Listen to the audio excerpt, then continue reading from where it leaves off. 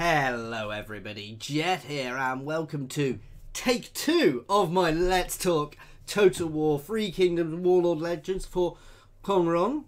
I believe I'm pronouncing it kind of correctly. I have looked up, however the way that G's are pronounced is...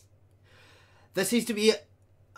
It should be pronounced with a far softer G than I can do. And I think it's just one of those literary... Those things about the different ways people speak. He does sound like a very interesting lord, as I have already read through all of this, as mentioned. This is take 2, because unfortunately I had the wrong scene set up on OBS, guys. So you just had a picture of me talking and a blank screen, which possibly not quite so interesting. I'm sure you don't all want to stare at my face for 15 minutes. Anyway, as always, big disclaimer. I'm not CA staff. I may be talking complete and utter rubbish. Everything is subject to change. I am not an expert on the history of the Three Kingdoms era in China, so my background knowledge may well be wrong. So, Kung Rong, the master scholar. Kung Rong, a brilliant politician. He was successively promoted and became Chancellor of the He Commandery in Qing province.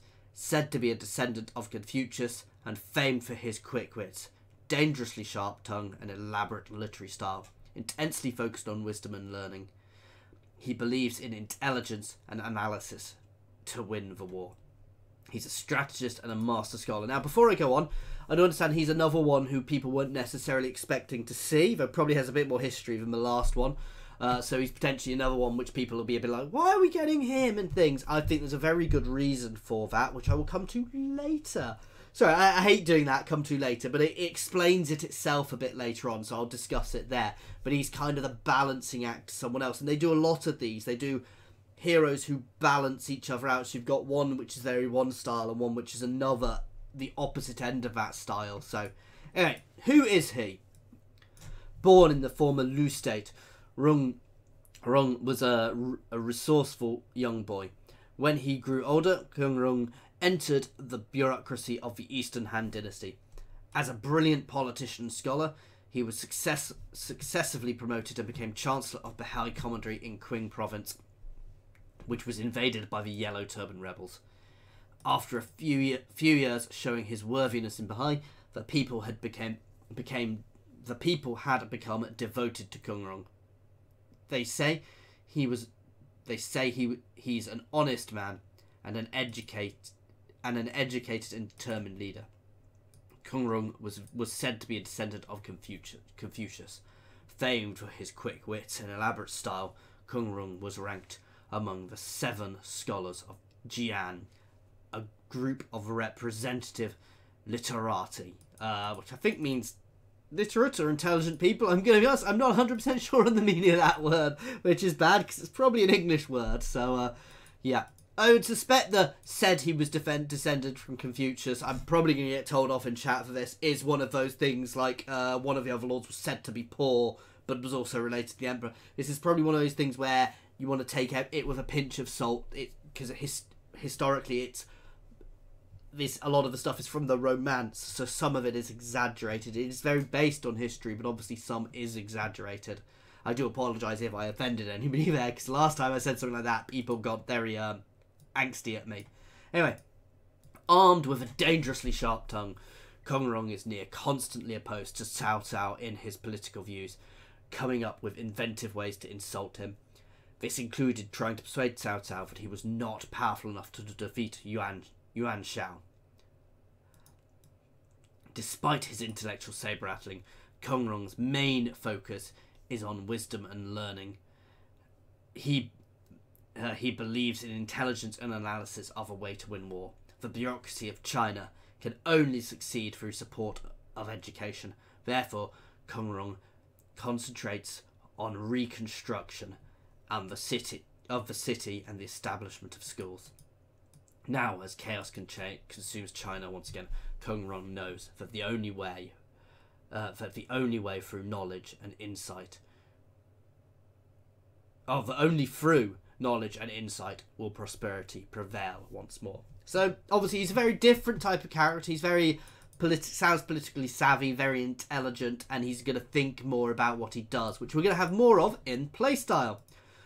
Playing as Kong Rong is a relatively peaceful experience, with him favouring a pacifist playstyle that rewards peaceful trade as well as spreading education and knowledge. For Kong Rong, the knowledge is power. His strategy is to seek out education and to beat the enemy, for Kong Rong, knowledge is power. His strategy is to seek out information and education to beat the enemy, not stoop to bloodshed at first resort. Sorry, the thing which confused me was education. So information, obviously, so intelligence about the enemy, and use this to educate his troops and his forces and his allies about the enemy. Trade influence is a new system for all factions. This is something new, guys. This is worth listening to. That determines how much benefit from a trade agreement, and one that is particularly important for Kong Rong. Trade income is determined by comparing the relative trade influence of two factions. The more trade influence you have, the more of the shared pot will flow to you as income. In short, the more trade influence you have, the more you'll benefit from agreements. So this is a new feature. Obviously, we've always had trade, but it sounds like a different way of doing it. So depending on how much you've got, how many resources, what you're trading, potentially, you'll be gaining far more from that. So if you've got a shared trade agreement and I've got lots of, makes sense that it'll balance out. So it's not just done on who's got what resources like some of the previous games. As a master in the art of trade, Kong Rong has two unique ways to further boost his trade influence by maintaining high population numbers, and with a unique deal in diplomacy that further increases the strength of his web of trade relations. Now, I'm interested. I'll have to go look through the videos, because I'm wondering if we're also getting some of the trade systems we had from Britannia, because they were trying something very different with trade there, where you didn't have to get trade agreements formally. Just when you were friends, trade automatically, naturally happened between you. So we'll have to see that rather than having to actually get trade agreements. Because that's the sort of thing they were using Britannia for. It's a saga, so it's a smaller game, but they did state they were using it to test a lot of new things. This means that Kong Rong doesn't necessarily need to expand very far, and he can do apologise, coughing. Doesn't necessarily need to expand very far, and instead ally himself with warlords with more expansive territories by forming lucrative trade deals and using the resulting wealth to further build up his existing settlements. Large settlements mean more prestige as well as wealth, allowing him to go to war if he must, but also enabling him to win the campaign, with relatively few territories under his command if he so chooses.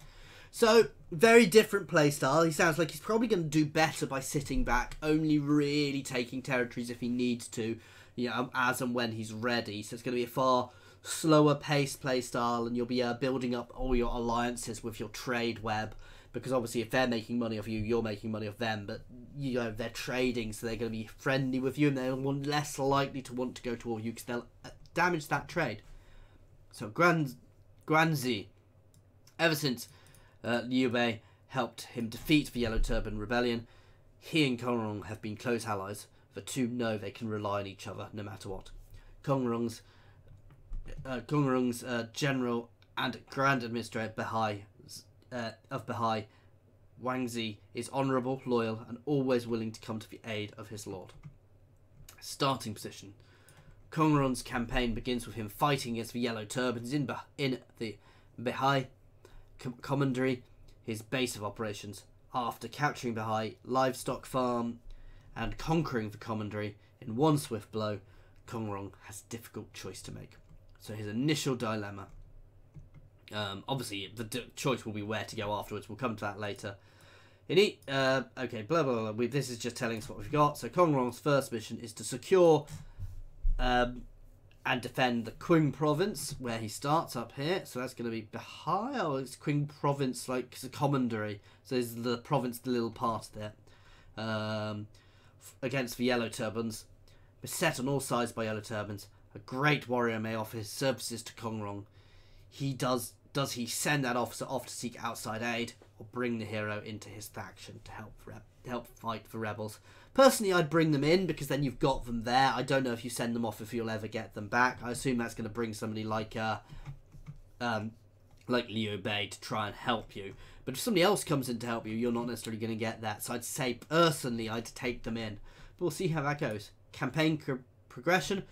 Kong Rong's initial concern is the Yellow Turbans, who must be dealt with one way or another before he can proceed. From then on, Kong Rong's early campaign is relatively safe, but also well guarded by remnants of the crumbling Han Empire. Early expansion won't be easy, but the other major warlords are unlikely to turn against him with any great haste. Basically, you're going to be slower paced, and you've got allies around you, so you're relatively safe from the sounds of it. Kong Rong is the choice of perceptive and sharp minds. He is a perfect hero for those who focus on logic, rules and reason, while fighting for the greater good. Under his sage guidance, the Empire will stand strong once more. If you want to pursue a strategy of going tall, tall means not big, it means building up rather than building wide. Wide would be spreading yourself around as quickly as possible, but not necessarily concentrating on getting your things built up. Kong Rong is one of your best choices, and a relatively peaceful playthrough. Further reading there, guys, and as always, I have already shared this on my Twitter, so I won't be sharing it again. Now, this is where I'm saying he sounds a bit different. So he does sound like a far more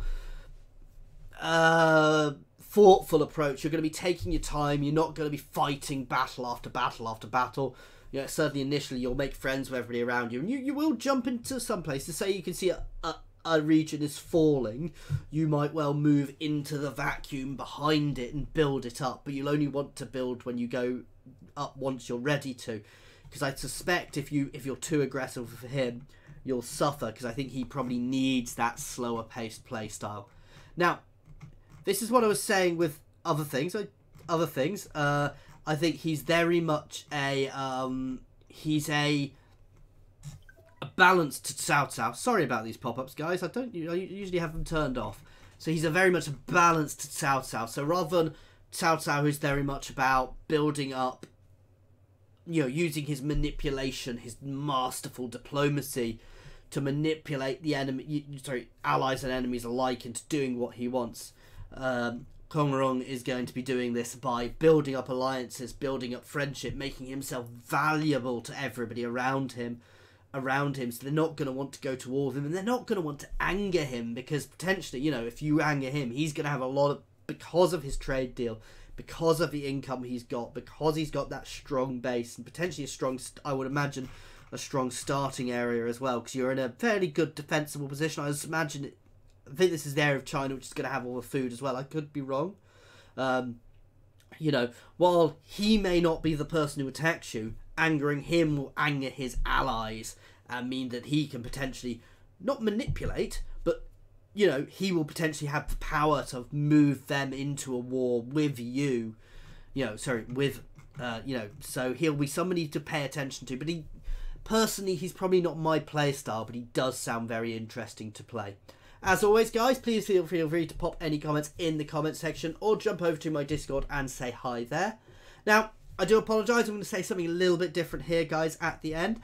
I do apologise if you're watching this in a couple of months' time when this isn't relevant either. On the 18th of January, I am going to be doing a charity live stream, guys.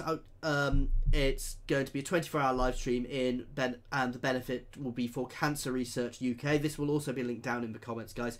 I'll be mentioning this periodically throughout my videos for up until it happens, guys, just to try and make people aware of it. Obviously, if you could be there, even for 5 minutes, really would appreciate it. You don't have to donate anything, but if you could be there on the live stream, say hi. You know, I've also put a link to a load of other international charities on there, because on the actual page for it, because I understand not everybody wants to donate to UK charities. I'm going to shut up about this now. I've let you know that, which was the point of that. Oh, and it is one more thing. I do apologise. It's in memory of my mum, who did pass away of cancer a few years ago. As I mentioned, I'll just mention this a few times over the next few weeks, up until that happens. As always, guys, there are also the other links to my Twitter, my Patreon, and my affiliations. Thank you very much for your time, guys.